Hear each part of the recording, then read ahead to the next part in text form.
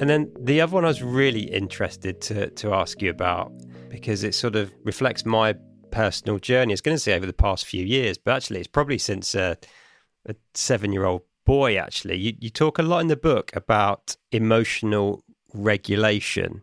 And I wanted to ask you about that because it strikes me that emotional regulation actually is quite different to emotional control. I mean, that's been significant for me. So I remember since I started secondary school, I was consistently told, Ben's got great leadership skills, he's calm under pressure. And I guess because I was, 12 years old at that stage, that started to shape my identity, back to our conversation earlier. And then I applied to join the army, went to the Army Sixth Form and then Sandhurst. And being calm under pressure and able to control your emotions is a hugely sought after trait. So it was almost rewarded, it was strengthened as a trait in me. And then fast forward several years, I actually started to realize I was quite poor at regulating emotions because all I was doing was pushing them down and not allowing myself to process them. Even to the point where there's for people listening in the UK, there's the TV show sort of DIY SOS, where a team of builders go in and try and fix up the home of somebody, of a family falling on hard times or a charity. And I'd be watching that, just my wife and I at home.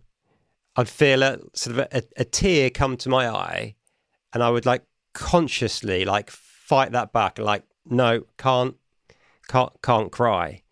And then I remember I was doing a particular profiling tour, and a friend of mine was sort of doing some feedback, and she said, Ben, I've never seen anybody who has got such high emotional control, because that's one of the strengths the Strength Scope tool measures.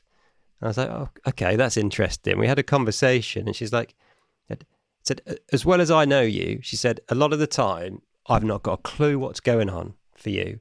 And she said, if you really want to sort of connect with people and have the impact I know you want to have, she said, you need to start dropping the mask a little bit and sort of letting people in. And that set off a real sort of journey of exploration for me. So, and this isn't designed just to be sort of counselling and therapy for me, but sort of with that as the context, can you talk to us a little bit about the difference between emotional control and regulation, and then why regulation is so important, particularly for leaders? Yes. Emotional control, which is also linked to emotional suppression, can be part of emotional regulation.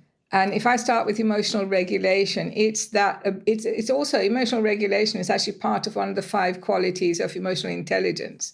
So emotional regulation means that you are in touch with your emotions, you're thinking about your emotions, you're handling them, you're reflecting on them, and you're very connected to them. And therefore, that allows you to function at the emotional level as well as the thinking level. That's more easily said than done, because being able to emotionally regulate depends on who you are, what your upbringing is, etc., etc. Emotional control is actually necessary and can be necessary. For example, in a crisis situation, you need that emotional control to cope. If you're a leader in the business sector and coping in the middle of a crisis, you need to have that emotional control.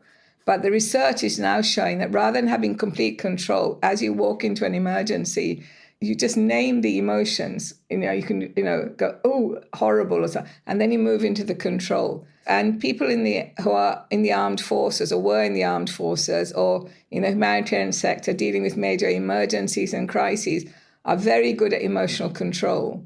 What they're not so good at is the release afterwards. And that ideally needs to happen 72 hours before. Emotional suppression is linked to emotional control. And what the problem with emotional suppression is, especially if you're in the armed forces or humanitarian sector or a crisis leader in business, part of your ability to emotionally control is because you can suppress. But if you keep suppressing, it doesn't work, because sooner or later, that's going to come out in some shape or form. And unfortunately, usually in an unhealthy way, or you carry on suppressing by moving into addictions and things. So it's better if you can learn more about emotional regulation and who you are as a person at the emotional level, because that's going to connect you to yourself as a leader and to people. The best leaders I've ever worked with are people who really were understood who they were, willing to be emotional, and people sensed that and they responded to that. I think I know the answer to this, but it's always good to check yourself, right? I assume there's no time frame on when sort of suppressed emotions might come out, right? Could there be any time in the future where, for whatever reason, for no reason, another triggering event that suddenly causes kind of perhaps deeply suppressed emotions to burst out?